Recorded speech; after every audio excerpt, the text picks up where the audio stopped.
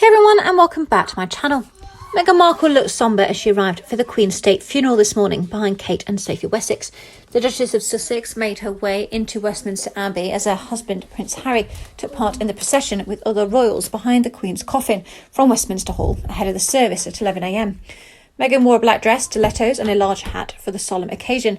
Her hair was styled into a low bun and she completed her outfit with a pair of pearl earrings. She entered the Abbey behind the Princess of Wales, who was with her two eldest children, Prince George and Princess Charlotte, and the Countess of Wessex, who was later spotted dabbing a tear from her eye. Meghan and Harry, who are living in California after quitting royal duties in 2020, were reunited as they took their seats in the second row behind the King and the Queen consort.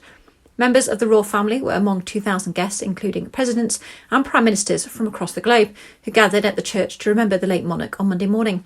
King Charles led a procession behind the Queen's coffin from Westminster Hall, where she had been lying in state, to Westminster Abbey for the service at 11 a.m. The state gun carriage carried the coffin, which was draped in the royal standard, and carried the imperial state crown and a wreath of flowers containing plants from the gardens of royal residences. The King was immediately behind with his siblings, Princess Anne, Prince Andrew and Prince Edward. They were followed by the Prince of Wales, Duke of Sussex and Peter Phillips. Hundreds of military personnel took part in the procession in a display of pomp and pageantry. A large number of wider royals attended the funeral, including Sarah Ferguson, Princesses Beatrice and Eugenie and their husbands, Zara and Mike Tyndall, and the Queen's niece, Lady Sarah Chatto. The royal family was sat opposite from foreign kings and queens, including King Willem-Alexander of the Netherlands, Prince Albert of Monaco and King Philippe VI, and Queen Letizia of Spain. A single toll from Big Ben signalled the start of the service at Westminster Abbey. The Queen's coffin was carried inside by the bearer party of Grenadier Guards. During the service, the Archbishop of Canterbury referenced the Dame Vera Lynn wartime song the late Queen spoke of as she addressed the nation during the COVID pandemic. Justin Welby said, "We will all face the merciful judgment of God. We can all share the Queen's hope, which in life and death inspired her servant leadership, service in life, hope in death.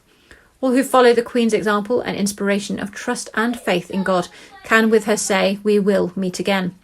Ahead of the funeral, the Sussexes were seen travelling down the Mall with a police escort at around 10:15 a.m.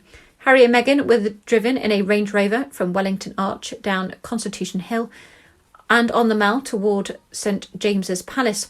4 vehicles with flags were seen driving ahead of Harry's car.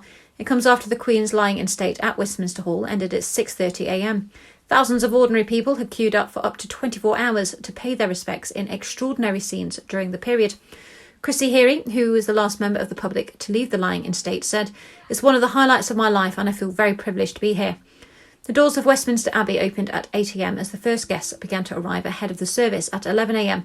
Heads of state, prime ministers and presidents, members of European royal families and key figures from public life are gathering at the Abbey to say a final farewell to the nation's longest reigning monarch.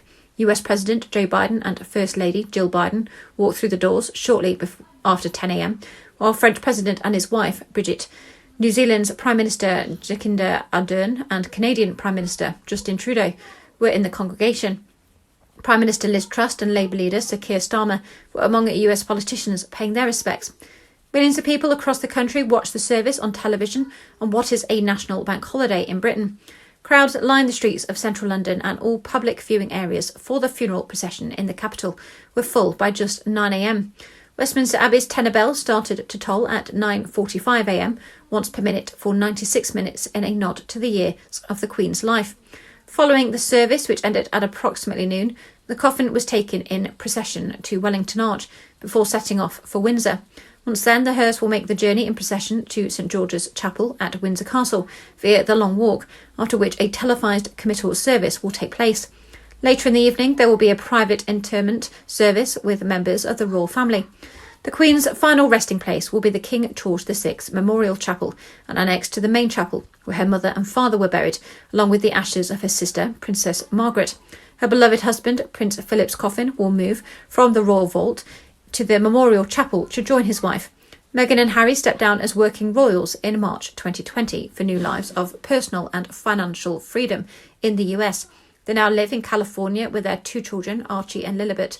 The Duke and Duchess of Sussex were already in the UK as part of a European trip, where the Queen died peacefully at Balmoral on September 8th. They have been staying at Frogmore Cottage in Windsor. Thanks for listening. Please like, comment and subscribe.